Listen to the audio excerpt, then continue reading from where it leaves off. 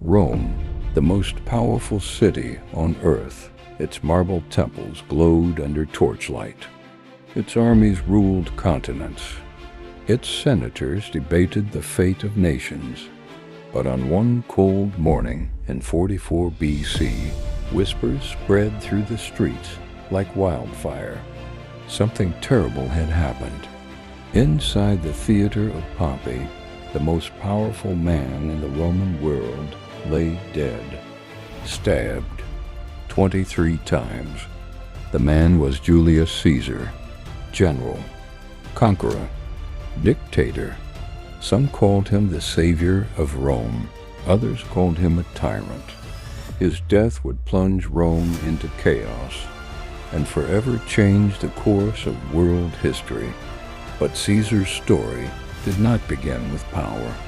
It began with debt, danger, and ambition. This is the story of the man who crossed a river and changed history. The man who said, "The die is cast." This is the story of Julius Caesar. To understand Caesar, we must first understand Rome. In the 1st century BC, the Roman Republic was powerful, but deeply broken. The Republic was supposed to be ruled by elected leaders and the Senate. But in reality, power belonged to the rich aristocrats. Corruption was everywhere. Poor citizens struggled to survive, and ambitious generals were beginning to realize something dangerous. Armies were loyal to their commanders, not the Republic. It was a ticking time bomb. And into this unstable world was born Gaius Julius Caesar in 100 BC. He came from the Julian family, an ancient noble lineage that claimed descent from the goddess Venus. But by the time Caesar was born, the family had lost much of its political power. They had name but little money. Caesar's father died when he was only 16 years old, forcing the young boy to become head of the household. Even then, Caesar showed signs of something unusual: ambition, confidence, and a belief that he was destined for greatness. But Rome was not a safe place for ambitious young men, especially during civil war. During Caesar's youth, Rome fell under the rule of a brutal dictator, Lucius Cornelius Sulla. Sulla believed Caesar was dangerous. Why? Because Caesar supported Sulla's political enemies. Sulla demanded that Caesar divorce his wife. Caesar refused. It was a dangerous decision. Sulla ordered Caesar to be executed. Only desperate pleas from powerful relatives saved him. But Sulla made a chilling prediction. In this Caesar, there are many Mariuses. He meant that Caesar could one day become another dangerous revolutionary. Sulla was right. To escape execution, Caesar fled Rome and joined the Roman army. This was where he began building the reputation that would make him famous. Caesar proved himself fearless in battle. During the siege of Mytilene, he saved the life of a fellow soldier and earned the civic crown, one of Rome's highest military honors. But Caesar's ambition stretched beyond the battlefield. He wanted power, and in Rome, power required 3 things: money, allies, popularity. Caesar had popularity, but he lacked money. So he did something bold. He borrowed enormous sums of money to fund his political career. By his early 30s, Caesar was drowning in debt. But the gamble worked. His charisma made him incredibly popular with the Roman people. Crowds loved him. He hosted massive games and public celebrations. But behind the scenes, Caesar was building something far more powerful: an alliance that would reshape Rome. In 60 BC, Caesar formed a secret political alliance with 2 of the most powerful men in Rome, The alliance became known as the First Triumvirate. The three men were Julius Caesar, Pompey the Great, Marcus Licinius Crassus. Each man brought something powerful. Pompey had military glory. Crassus had immense wealth. Caesar had popularity. Together, they dominated Roman politics. But Caesar wanted something even greater. He wanted a conquest that would make him immortal, and he found it in the lands north of Rome. In 58 BC, Caesar became governor of Gaul. Today, this area includes France, Belgium, and parts of Switzerland. What followed would become one of the most famous military campaigns in history. For nearly 10 years, Caesar fought brutal wars against the tribes of Gaul. The battles were fierce. Entire cities were destroyed. Hundreds of thousands died. But Caesar's genius as a commander was undeniable. He moved his armies with incredible speed. He built massive fortifications overnight, and he inspired fierce loyalty from his soldiers. His greatest challenge came from a brilliant Gaulish leader, Vercingetorix. The two armies clashed at the legendary Battle of Alesia.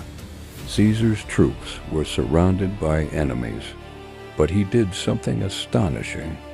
He built two massive walls, one facing the enemy inside, one facing the enemy outside.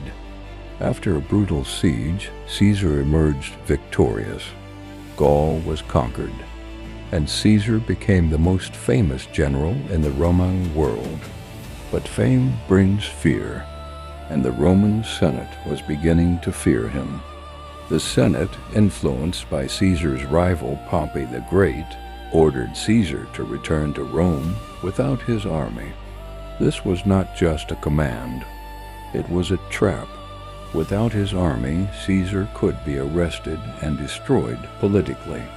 Caesar stood before a small river in northern Italy, the Rubicon River. Roman law was clear. No general was allowed to bring an army across that river. Doing so meant war against Rome itself. Caesar looked at his soldiers. Then he spoke the words that would echo through history. The die is cast, and he crossed the Rubicon. Civil war had begun. The conflict between Caesar and Pompey the Great tore the Republic apart. Pompey fled Rome. The Senate followed him. Battle after battle shook the Roman world. The decisive clash came at the Battle of Pharsalus in Greece.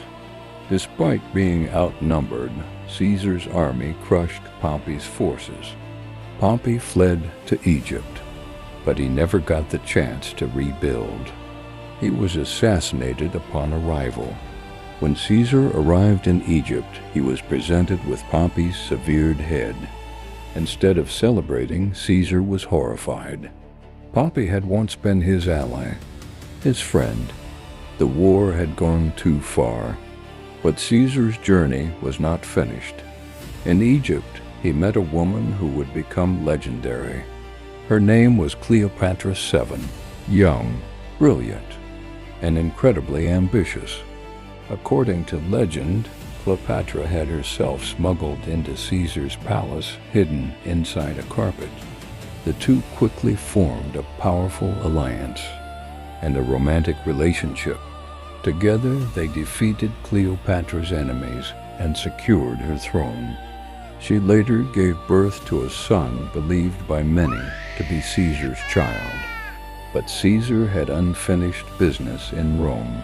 In 44 BC, Caesar returned to Rome as the most powerful man alive. The Senate named him dictator for life. To some Romans, this sounded like a king, and Rome hated kings. A group of senators began plotting against him. They believed killing Caesar would save the Republic. Among them were men Caesar trusted, including Marcus Junius Brutus. On March 15th, the Ides of March, Caesar entered the Senate. The conspirators surrounded him. One man struck, then another, and another. 23 blades pierced Caesar's body. As he saw Brutus among them, Caesar reportedly whispered, "You too, Brutus?" Then he collapsed. The most powerful man in Rome was dead. But the assassins had made a terrible mistake.